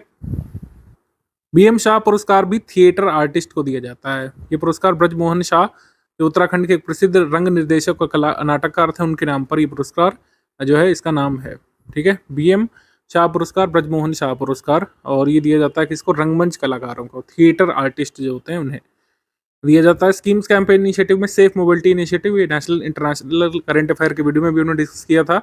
सेल्फ हेल्प ग्रुप्स की महिलाओं को ई रिक्शा चालकों के रूप में प्रशिक्षित किया जाएगा इसमें। अब आप कहेंगे कि भाई मिशन शक्ति जो उत्तर प्रदेश का जो चल रहा है, मिशन शक्ति स्कीम ये 5th फेज पर अपने से जो 2020 में लॉन्च की गई थी 17 अक्टूबर को, और इसमें आप देखेंगे इसमें भी इंपॉर्टेंट कंपोनेंट है e rickshaw training. E rickshaw training महिलाओं को दी जाती है स्वावलंबन इनिशिएटिव के तहत। मिशन शक्ति के 3 कंपोनेंट है मेन: सुरक्षा, सम्मान यानी सेल्फ रिस्पेक्ट, डिग्निटी, स्वावलंबन, ठीक है। तो स्वावलंबन इनिशिएटिव के तहत 60 दिन की ई रिक्शा चलाने की ट्रेनिंग मिशन शक्ति के तहत भी दी जाती है। सेफ मोबिलिटी इनिशिएटिव का उद्देश्य सिर्फ यही है कि इसमें सेल्फ हेल्प ग्रुप की महिलाओं को ई रिक्शा चालकों की टीम के रूप में तैयार किया जाएगा, जिससे सिटीज़ में महिलाएं ई रिक्शा चालक बन सकें। और कुल मिलाकर के यहाँ पर महिलाएं आवाजाही करती हैं रात में, या शुरू में जैसे लॉन्च किया गया है Tier 2 सिटीज़ में, जैसे अयोध्या में, गोरखपुर में, वाराणसी में, कौशाम्बी में, झांसी में, बाद में अन्य क्षेत्रों तक इसको विस्तारित किया जाएगा, जिससे महिलाएं जो रात में ट्रैवल करती हैं उनको महिला चालक ई रिक्शा के रूप में अवेलेबल हों और सेफ मोबिलिटी उत्तर प्रदेश में प्रमोट हो सके। आगे बढ़ेंगे हम लोग। डॉक्टर बी आर अम्बेडकर मूर्ति विकास योजना, इसका खास कुछ उद्देश्य नहीं है, ये सिंबॉलिक स्कीम है क्योंकि इसके तहत जो पब्लिक प्लेसेस हैं वहाँ पर डॉक्टर अंबेडकर, ज्योतिबा फुले, संत रविदास, कबीर, महर्षि वाल्मीकि जैसे जो सोशल रिफॉर्मर्स हैं उनकी मूर्तियाँ बेसिकली लगवाई जाएंगी। 403 करोड़ रुपए का प्रस्ताव है क्योंकि 403 असेंबली सीट्स हैं उत्तर प्रदेश में, 403 विधानसभा क्षेत्रों में ये मूर्तियाँ लगवाई जाएंगी। एक विधानसभा क्षेत्र में अधिकतम 10 मूर्तियाँ, स्मारक यहाँ पे लगवाए जाएंगे, ठीक है। तो हर असेंबली कॉन्स्टिट्यूंसी के लिए 1 करोड़ रुपए यहाँ पर उत्तर प्रदेश खर्च करेगी स्मारक बनवाने के लिए। तो यही है बस। बी आर अम्बेडकर जो कि काफ़ी चर्चा में रह रहे हैं आजकल, इनको काफ़ी पॉलिटिशियंस याद कर रहे हैं, तो डॉक्टर बी आर अम्बेडकर के बारे में कुछ बातें जो एग्जाम में पूछ सकते हैं, बेसिकली इनके क्रियाकलापों के बारे में। जैसे महाड़ सत्याग्रह, पहले इंपॉर्टेंट सत्याग्रह जो लीड किया 1927 में बॉम्बे रीजन में, इंडिपेंडेंट लेबर पार्टी की स्थापना 1936 में, शेड्यूल कास्ट फेडरेशन की स्थापना 1942 में, इससे पहले बहिष्कृत हितकार्डी सभा की स्थापना की थी। इसके अलावा इनके जो जर्नलिस्ट मैगजीन्स हैं, मूक नायक, बहिष्कृत भारत, समता और जनता, ये इंपॉर्टेंट है, ये ध्यान रखिएगा। इनकी एक इंपॉर्टेंट किताब जो एनिलिशन ऑफ कास्ट है वो भी इंपॉर्टेंट है। आगे बढ़ते हैं हम लोग। मतलब अंबेडकर के बारे में आप काफ़ी सारे यहाँ पे जुटाइए जानकारी, क्योंकि इनसे एसोसिएटेड क्वेश्चन आ सकते हैं। जो भी पब्लिक फिगर कुछ ज़्यादा ही चर्चा में रहने लगते हैं, जैसे 2019 के आसपास, 20 के आसपास, 21 में गांधी जी से काफ़ी प्रश्न आए थे। अंबेडकर जी उसी तरीके से अब पॉपुलर हैं इंडियन पॉलिटिक्स में, तो इनसे एसोसिएटेड आप फैक्ट्स तैयार करिएगा अपने एग्जाम के लिए, यही तरीका होता है। समिट सेक्शन अप्रैल मंथ में 6ठी उत्तर प्रदेश कृषि विज्ञान कांग्रेस ये हुई थी Indian institute of sugar cane research Lucknow में। Indian institute of sugar cane research Lucknow में, इसका उद्घाटन किसने किया ये आ सकता है। इसका उद्घाटन किया था मुख्यमंत्री जी ने। इसका उद्घाटन किया था मुख्यमंत्री जी ने। ऐसे डबल स्टेटमेंट वाला सवाल बन सकता है कि ये लखनऊ में हुआ, वहाँ आप सही लगा देंगे, वहाँ पे दिया रहेगा सेकंड स्टेटमेंट कि इसका उद्घाटन गवर्नर ने किया था, तो वो रॉन्ग हो जाएगा। स्टडी फॉर सिविल सर्विसेज का Uttar Pradesh special current affair हम लोग डिस्कस करेंगे मार्च मंथ 2026 का, बाइलिंगुअल फॉर्मेट में हमेशा की तरह। यूपीपीएससी 2024 रिजल्ट जो आया, आरओ एरो 2023 का फाइनल रिजल्ट आया, उसमें स्टूडेंट्स ने लगातार रिकमेंड किया स्टडी फॉर सिविल सर्विस के मंथली, नेशनल, इंटरनेशनल और उत्तर प्रदेश करंट अफेयर को। तो लगातार इसको आप पढ़ते रहिए। स्टडी फॉर सिविल सर्विस के कोई भी पेड कोर्स को अगर आपको ज्वाइन करना है तो हमारा ये एप्लीकेशन है, कुछ हमारे कोर्सेस एप्लीकेशन पर चलते हैं। अगर आपको टेलीग्राम ग्रुप ज्वाइन करने हैं तो इन गिवन नंबर्स में से किसी भी एक पर व्हाट्सएप मैसेज पर आप बात कर सकते हैं। एग्रीमेंट सेक्शन पे आ जाते हैं। एमओयू स्टेट ट्रांसफॉर्मेशन कमीशन और वन ओटीटी इंटरटेनमेंट लिमिटेड के बीच यहाँ पे हुआ है। One OTT entertainment limited basically एक सब्सिडरी है हिंदुजा ग्रुप की। लक्ष्य या ऑब्जेक्टिव क्या है इस एमओयू का? 2-3 वर्षों में 20 लाख से अधिक घरों में हाई स्पीड इंटरनेट उत्तर प्रदेश में पहुंचाने का लक्ष्य रखा गया है। नए पंचायत में 8,000 से 10,000 स्थानीय युवाओं को डिजिटल सर्विस प्रोवाइडर के रूप में डेवलप किया जाएगा, जो स्थानीय लोगों को इंटरनेट प्रोवाइड करेंगे। महिलाओं की भागीदारी 50% सुनिश्चित करने का लक्ष्य रखा गया है। आगे वर्ल्ड बैंक, भारत सरकार, उत्तर प्रदेश के बीच यहाँ पर स्वच्छ वायु को लेकर एक ऋण समझौता बेसिकली हुआ है। इसमें बेसिकली एक कह सकते हैं कम ब्याज पर ऋण मिलेगा उत्तर प्रदेश सरकार को, और उत्तर प्रदेश सरकार क्या करेगी, एयर क्वालिटी अपनी इंप्रूव करेगी, खासकर इंडस्ट्रियल डिस्ट्रिक्ट में, जैसे कि नोएडा में, कानपुर में, लखनऊ में, वाराणसी में एयर क्वालिटी लगातार खराब होने की रिपोर्ट आती रहती है। तो 30% रिडक्शन PM 2.5 के लेवल्स पर करना है, और मॉनिटरिंग सेंटर्स या मॉनिटरिंग केंद्र काफ़ी सारे लगाए जाएंगे यहाँ पर। हाईली पॉल्यूटेड एरियाज में मॉनिटरिंग स्टेशन यहाँ पर स्टैब्लिश किए जाएंगे। 200 जो है 9 वायु गुणवत्ता मॉनिटर, नए वायु गुणवत्ता मॉनिटर्स यहाँ पे लगेंगे। उत्तर प्रदेश सरकार और भारत सरकार के बीच जल जीवन मिशन 2.0 को लेकर यहाँ पर समझौता किया गया है। जल जीवन मिशन आपको याद होना चाहिए, 2019 में प्रधानमंत्री मोदी जी ने अगस्त में इसको अनाउंस किया था और कहा था टैप्ड ड्रिंकिंग वाटर 2024 के एंड तक प्रोवाइड कर देंगे। अब 2024 तो जा चुका है, लेकिन अभी भी इसमें सिर्फ पाइपलाइन गई है। जल जीवन मिशन 2.0 का उद्देश्य यही है कि जो पाइपलाइन गई है उससे नल का जल सुनिश्चित करना, सर्विस डिलीवरी पर अब फोकस है। पहले इंफ्रास्ट्रक्चर ही नहीं थे, पाइप ही नहीं थे, पाइप ही गाँव तक नहीं गए थे, तो उस पर फोकस किया गया था। जल जीवन मिशन 1.0 का फोकस था यहाँ पर टैप्ड वाटर प्रोवाइड करने पर, लेकिन आधा ही काम हो पाया। जो 2024 की अवधि टारगेट की गई थी उसमें खाली पाइपलाइन पहुंचा पाए, अभी भी नल का जल नहीं मिल पा रहा है लोगों को। तो सर्विस डिलीवरी और वाटर क्वालिटी पर बेसिकली फोकस किया जा रहा है। तो यहाँ पर जल जीवन मिशन 2.0 के अंतर्गत स्टेट्स के साथ यहाँ पर रिफॉर्म एग्रीमेंट यहाँ पर साइन किए जा रहे हैं। कौन कौन से स्टेट्स ने कर दिए हैं? ज़्यादातर जो मतलब जिनकी सेम सरकार है सेंटर में, स्टेट में, उन लोगों ने अप्रूव कर दिया है, उन स्टेट्स ने। जैसे उत्तर प्रदेश ने भी कर दिया है। जल अर्पण प्रक्रिया के माध्यम से पूर्ण हुई पाइपलाइन परियोजनाओं या योजनाओं को ग्राम पंचायत को हस्तांतरित करके योजना निर्माण के लिए निर्णय सहायता को कार्यान्वित करके और स्थानीय सेवा मूल्यांकन के लिए मेरी पंचायत ऐप को लागू करने का प्रावधान किया गया है। बढ़े हुए बजट के साथ दिसंबर 2028 तक विस्तारित कर दिया है कि चलिए 2024 नहीं 2028 तक तो नल का जल लोगों तक पहुंचे। ठीक है, इसके लिए पूरा एक प्रक्रिया बनाई गई जिसको जल अर्पण कहा जा रहा है। तो स्टेट्स का सहयोग यहाँ पे जरूरी होगा, इसी वजह से स्टेट्स के साथ एमओयू किए जा रहे हैं। राजस्थान ने भी अभी किया है, मध्य प्रदेश और उत्तर प्रदेश ने भी कर दिया है। ठीक है, धीरे धीरे सभी राज्य कर रहे हैं। अवार्ड्स एंड ऑनर्स पर आ जाएंगे। साहित्य अकादमी पुरस्कार 2025 हिंदी भाषा के लिए ममता कालिया को मिला है। उनके संस्मरण या उनके मेमोयर जीते जी इलाहाबाद के लिए, जीते जी इलाहाबाद के लिए मिला है ममता कालिया को। ममता कालिया गाजियाबाद की रहने वाली, ध्यान रखिएगा। इनके मेमोयर जीते जी इलाहाबाद के लिए ये पुरस्कार मिला है साहित्य अकादमी के द्वारा। उत्तर प्रदेश में स्टेट लेवल के टॉप अवार्ड में से आता है लक्ष्मण पुरस्कार और रानी लक्ष्मीबाई पुरस्कार। रानी लक्ष्मीबाई पुरस्कार और लक्ष्मण पुरस्कार इस स्टेट का जो है स्पोर्ट्स अवार्ड है टॉप का। लक्ष्मण पुरस्कार प्राप्तकर्ता कौन कौन से हैं? उत्तम सिंह गाजीपुर से हॉकी प्लेयर, अभिजीत कुमार प्रयागराज से, जॉन्टी कुमार नोएडा से रेसलिंग, यश कुमार आगरा से पैरा कैनोइंग और प्रवीण कुमार नोएडा से पैरा एथलेटिक्स के लिए इनको पुरस्कार मिला, लक्ष्मण पुरस्कार। और जो है 6 खिलाड़ियों को नियुक्ति पत्र मिला है। रानी लक्ष्मीबाई पुरस्कार यहाँ प्रदान किए गए हैं। और गोरखपुर के पैरा पावर लिफ्टिंग खिलाड़ी विनय को प्रोत्साहन स्वरूप 40 लाख रुपए यहाँ पे दिए गए हैं। लक्ष्मण पुरस्कार के अंतर्गत कैश प्राइज मिलता है 3.11 लाख रुपए, 3,11,000 रुपए का मिलता है। इसको अगले साल तक बढ़ा करके 10 लाख करने की बात यहाँ पे कही जा रही है। रानी लक्ष्मीबाई पुरस्कार के बारे में यूपी के एक पेपर में भी आया था। ये उन महिला खिलाड़ियों के लिए जो उत्तर प्रदेश की मूल निवासी है, ये सच है। उत्तर प्रदेश की निवासी खिलाड़ियों को ही मिलता है, चाहे लक्ष्मण पुरस्कार हो चाहे रानी लक्ष्मीबाई पुरस्कार हो, ठीक है। और अवार्ड में 3,11,000 रुपए, एक साइटेशन, एक ब्रॉन्ज स्टैचू मिलता है रानी लक्ष्मीबाई की और एक स्क्रोल। ये सही है। अवार्ड जो है ये जो है 31 स्पोर्ट्स डिसिप्लिन में दिया जाता है, वुशु को मिला करके। हर साल अलग अलग स्पोर्ट्स डिसिप्लिन के लोगों को मिलता है, ठीक है। इसमें वुशु भी शामिल है 31 स्पोर्ट्स डिसिप्लिन में। ये सही। और इस पुरस्कार के लिए आवेदन प्रक्रिया जो है आधिकारिक वेबसाइट से दी जाती है, नहीं, इसमें जो है ऑफलाइन सिस्टम होता है रजिस्ट्रेशन का, ना कि ऑनलाइन। तो उत्तर यहाँ पर 1, 2 और 3 यहाँ पे सही माना गया था। बीपीओ पेपर में आए थे सवाल, ये ध्यान रखिएगा। इसमें ऑनलाइन नहीं, इसमें ऑफलाइन प्रोसेस होती है अवार्डी चुनने की।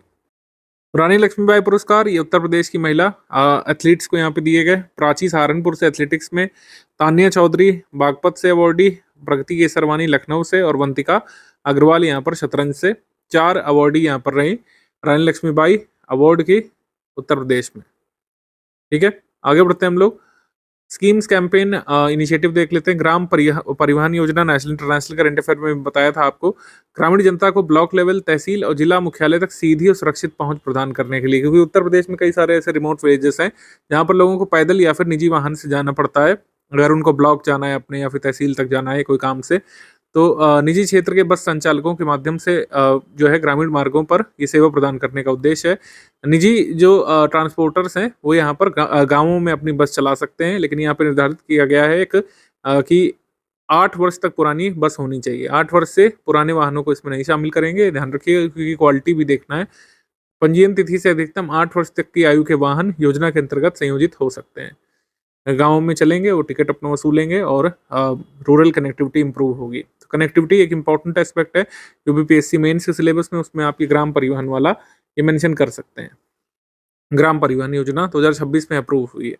इसमें 15 से 28 सीट वाली छोटी बसेस, सीएनजी इलेक्ट्रिक वाहन ये चलाए जाएंगे और प्राइवेट सेक्टर की बसों को भी इसमें इस्तेमाल किया जाएगा, बशर्ते वो 8 वर्ष से ज़्यादा पुरानी ना हो।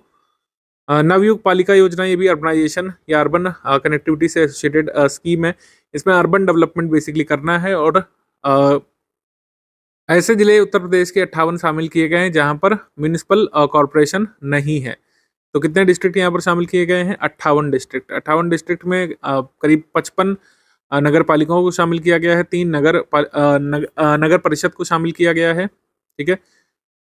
और तो इस तरीके से ऐसे डिस्ट्रिक्ट जहाँ पर नगर निगम नहीं है, 17 डिस्ट्रिक्ट में नगर निगम है उत्तर प्रदेश में, आपको पता है 17 जिलों में नगर निगम है। तो नगर निगम के बिना वाले कह सकते हैं जिलों को इसमें शामिल किया गया है। अर्बनाइजेशन का दायरा कुल मिलाकर बढ़ाया जाएगा। 58 जिला मुख्यालयों के यूएलबीज को मॉडर्न एमएनटी से युक्त करेंगे और अर्बनाइजेशन यहाँ पर फैलाएंगे।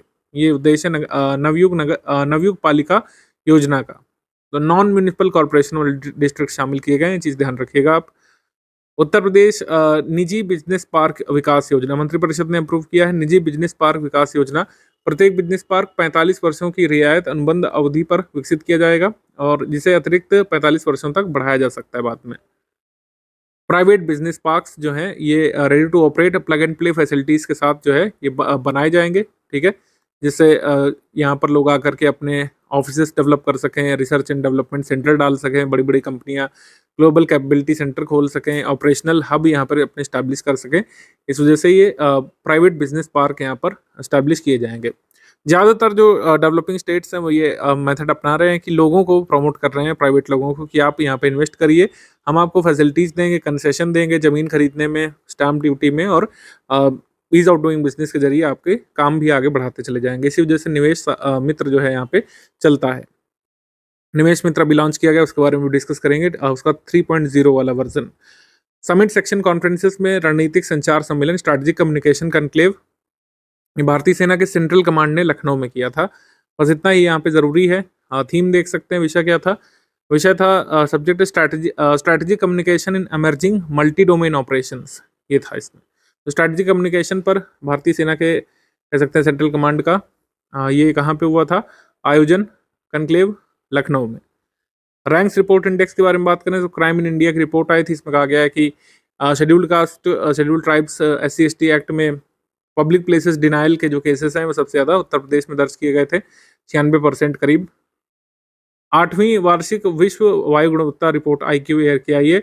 विश्व का सबसे प्रदूषित शहर लोनी बताया गया है, जो गाजियाबाद का है, और गाजियाबाद को 7वें स्थान पर इसमें रखा गया है। तो लोनी विश्व का सर्वाधिक प्रदूषित शहर लेटेस्ट IQ एयर के आंकड़े में बताया गया था। ये काफ़ी चर्चा में भी आया था उत्तर प्रदेश में, ध्यान रख सकते हैं, ठीक है।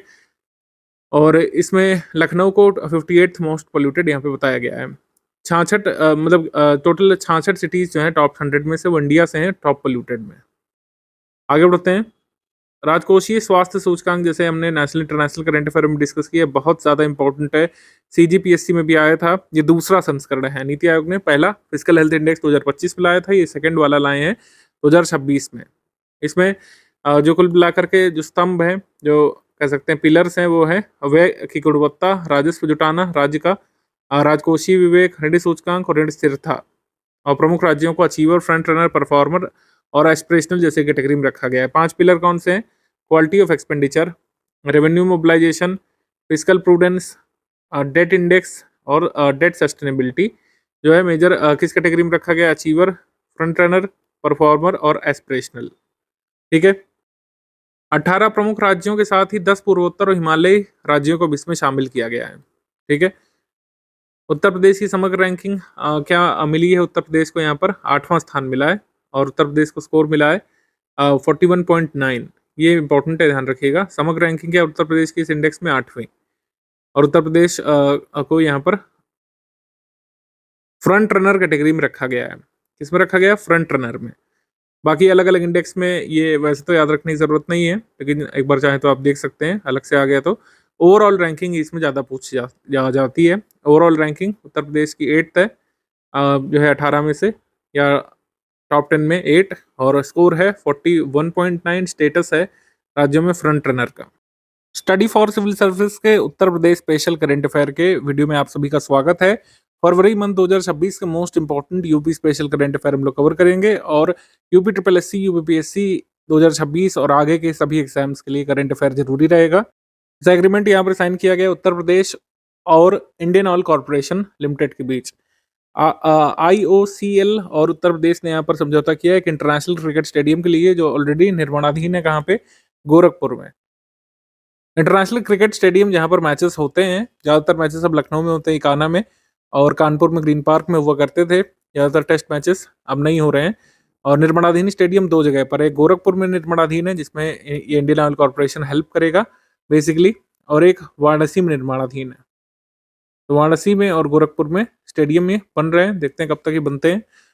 आगे हमारा ये एग्रीमेंट हुआ है AVW ग्लोबल और उत्तर प्रदेश राज्य परिवर्तन आयोग के साथ, यानी Uttar Pradesh state transformation commission और AVW ग्लोबल एक मोटर स्पोर्ट कंसल्टेंसी फर्म है, जो कि मोटो GP के एक राइडर कैरल अब्राहम ने फाउंड की है। तो इनके साथ समझौता यहाँ पर वो Uttar Pradesh state transformation commission यहाँ पर रेसिंग के लिए इकोसिस्टम डेवलप करने के लिए, वर्ल्ड क्लास रेसिंग इकोसिस्टम उत्तर प्रदेश में डेवलप करने के लिए समझौता किया गया। Uttar Pradesh state transformation commission के CEO मनोज कुमार सिंह ये हैं, ये ध्यान रख सकते हैं आप। Awards and honours Uttar Pradesh Feb month 2026 में मोस्ट प्रोएक्टिव स्टेट का अवार्ड यहाँ पर मिला है उत्तर प्रदेश को। उड़ान स्कीम के इम्प्लीमेंटेशन में गैर प्राथमिकता क्षेत्र वाली श्रेणी में उत्तर प्रदेश को अवार्ड मिला है। नॉन प्रायोरिटी सेक्टर कैटेगरी में उत्तर प्रदेश को मोस्ट प्रोएक्टिव स्टेट का अवार्ड मिला है। ये RCS उड़ान स्कीम अवार्ड्स में। उड़ान स्कीम का मतलब है उड़े देश का आम नागरिक, इसको बोलते हैं रीजनल कनेक्टिविटी स्कीम। ये कब आई थी? 2016 में, 2016 में आई थी, ध्यान रखिएगा। स्कीम्स कैंपेन कोई ज़्यादा खास नहीं जारी किए गए फेब मंथ में, क्योंकि बजट वगैरह होता है वो ज़्यादा महत्वपूर्ण होता है। उत्तर प्रदेश बजट का video study for civil services का आएगा, ज्ञान सर उसमें खुद इन्वॉल्व होते हैं, आप उसको ज़रूर देखिएगा। एग्जाम्स के लिए काफ़ी इंपॉर्टेंट होता है। UPPSC GS 6 मेंस में भी आता है, और अन्य जगह पर भी उसका बहुत महत्वपूर्ण रोल रहता है, तो उसके लिए थोड़ा सा वेट करिए आप लोग। स्टडी फॉर सिविल सर्विस का ही वीडियो आप लोग देखिएगा। एकमुश्त समाधान योजना, ये ओटीएस स्कीम में डिस्कस की गई थी, उत्तर प्रदेश सरकार ने इसको अनाउंस किया था। ओटीएस 2026 इसको कह रहे हैं, कोविड के साल में ऐसा ही ओटीएस आया था। One time settlement scheme basically किस बारे में है? Basically housing allotment cases settlement के बारे में है। हाउसिंग अलॉटमेंट कई सारी जो अथॉरिटीज़ हैं, जैसे उत्तर प्रदेश में कई सारे जो डेवलपमेंट अथॉरिटीज़ हैं, जैसे कानपुर का केडीए है, मान लीजिए कानपुर डेवलपमेंट अथॉरिटी, गोरखपुर का होगा, और जहाँ-जहाँ पर भी ये डेवलपमेंट अथॉरिटीज़ हैं, तो कई जगह पर ये डायरेक्टली पब्लिक को लैंड सेल करती है। हाउसिंग कह सकते हैं, फ्लैट्स वगैरह भी होते हैं, कई बार ज़मीनें होती हैं, प्लॉट्स वगैरह होते हैं। तो हाउसिंग ये सेल करते हैं, लेकिन कई बार इसमें हो जाते हैं डिस्प्यूट्स, डिस्प्यूट्स हो जाते हैं, केसेस हो जाते हैं, कोर्ट केसेस कई बार जो है लिटिगेशंस होते हैं। तो ऐसे लिटिगेशन को समाप्त करने का उद्देश्य है यहाँ पर वन टाइम सेटलमेंट स्कीम, ये योगी जी ने अनाउंस की है। उन्होंने कहा है कि अगर बार-बार लिटिगेशंस होते रहते हैं तो विकास की प्रक्रिया रुक जाती है, ठीक है? ऐसी व्यवस्था लाना जिसमें हितधारकों के लिए त्वरित, पारदर्शी और व्यवहारिक समाधान सुनिश्चित किया जाए, बजाय इसके कि बार-बार तारीखें पड़े कोर्ट में और लिटिगेशन चलता रहे। स्पोर्ट्स करंट अफेयर पर आ जाएँगे तो राष्ट्रीय भारोत्तोलन चैंपियनशिप ये उत्तर प्रदेश के मोदीनगर में हुई थी, मोदीनगर में, और 48 किलोग्राम वर्ग में प्रतिस्पर्धा करते हुए 205 किलोग्राम का वेट लिफ्ट किया था। स्नैच, क्लीन और जर्क कैटेगरी में, और कुल भार वर्ग में 3 नए राष्ट्रीय रिकॉर्ड यहाँ पे बनाए थे मीराबाई चानू ने। मीराबाई चानू ने शीर्ष स्थान यहाँ पे प्राप्त किया था। सरफेस लिफ्ट के आधार पर शीर्ष स्थान प्राप्त किया था। ध्यान रख सकते हैं, ये उत्तर प्रदेश के मोदीनगर में नेशनल वेट लिफ्टिंग चैंपियनशिप हुई थी। आगे अब आ जाएँगे समिट कॉन्फ्रेंसेस थीम पर। तो 8th advantage health care India 2026 ये नोएडा में हुआ था। एडवांटेज हेल्थ केयर इंडिया ये ग्रेटर नोएडा में हुआ था। केंद्रीय स्वास्थ्य मंत्री जगत प्रकाश नड्डा ने इसे संबोधित किया था। इस बैठक का उद्देश्य था वैश्विक चिकित्सा मूल्य यात्रा के हब के रूप में स्थापित करना भारत को। बैठक में प्रदर्शनी सम्मेलन और रिवर्स बायर सेलर मीट का आयोजन किया गया था। इसमें ज़्यादातर वेन्यू इंपॉर्टेंट रहेगा कि एडवांटेज हेल्थ केयर इंडिया, इसका आयोजन कहाँ पे हुआ? आयोजन स्थल यानी कि वेन्यू इंपॉर्टेंट रहेगा ग्रेटर नोएडा। मुख्यमंत्री योगी आदित्यनाथ जी की सिंगापुर और जापान की यात्रा हुई थी। काफ़ी सारे फोटोज पोस्ट किए गए थे मुख्यमंत्री जी के हैंडल से। इन्वेस्ट यूपी के तहत निवेशकों से संवाद करना और फॉरेन डायरेक्ट इन्वेस्टमेंट, मतलब फॉरेन इन्वेस्टमेंट यहाँ पर उत्तर प्रदेश में लाना, इस उद्देश्य से योगी जी वहाँ पे गए थे सिंगापुर में, और फिर जापान की यात्रा पर गए थे। तो सिंगापुर की यात्रा में उन्होंने कई सारा एमओयू सिक्योर किया है। 1 लाख करोड़ के निवेश प्रस्ताव प्राप्त हुए, 60,000 करोड़ रुपए के मूल्य समझौते यहाँ पर हुए, जो है इन्वेस्ट यूपी के माध्यम से औपचारिक रूप से संपन्न किए गए सिंगापुर के साथ, ठीक है। और उत्तर प्रदेश के मुख्यमंत्री जब जापान की यात्रा पर गए थे, तो जापान में उन्होंने विजिट किया, जापान के यामानाशी प्रांत के साथ इन्होंने समझौता किया ग्रीन हाइड्रोजन टेक्निक क्षेत्र में। ग्रीन हाइड्रोजन की तकनीक क्षेत्र में जापान के साथ समझौता किया उत्तर प्रदेश की सरकार ने। योगी जी खुद जापान यहाँ पे गए थे, और 90,000 करोड़ रुपए के अन्य समझौते भी हुए हैं।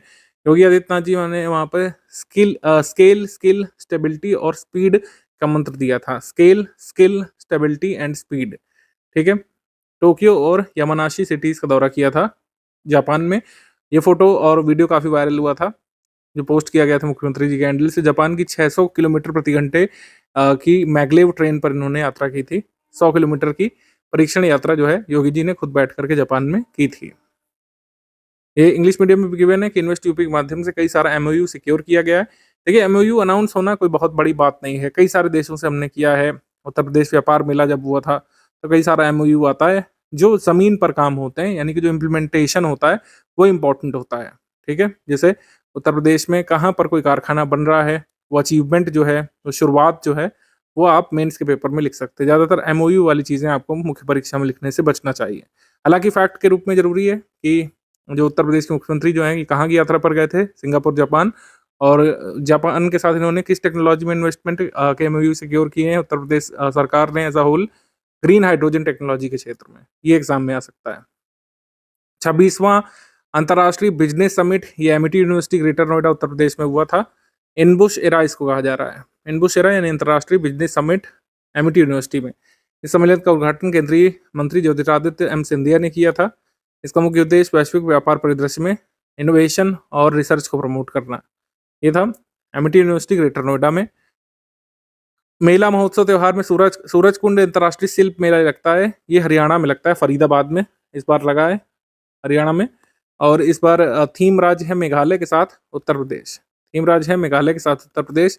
पार्टनर देश है इस बार इजिप्ट, चौथी बार। और थीम है local to global. Local to global ये थीम है।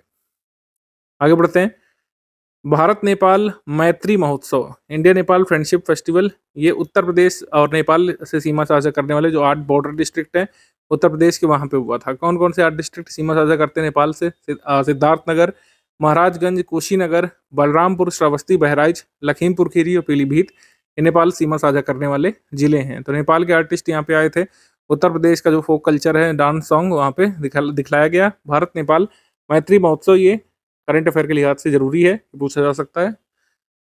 रैंक्स रिपोर्ट इंडेक्स में भारत में ऊन उत्पादन करने वाले शीर्ष राज्यों की रैंकिंग जारी की गई थी। तो उत्तर प्रदेश को इसमें 8वां स्थान मिला है। ठीक है, और फर्स्ट पर कौन है?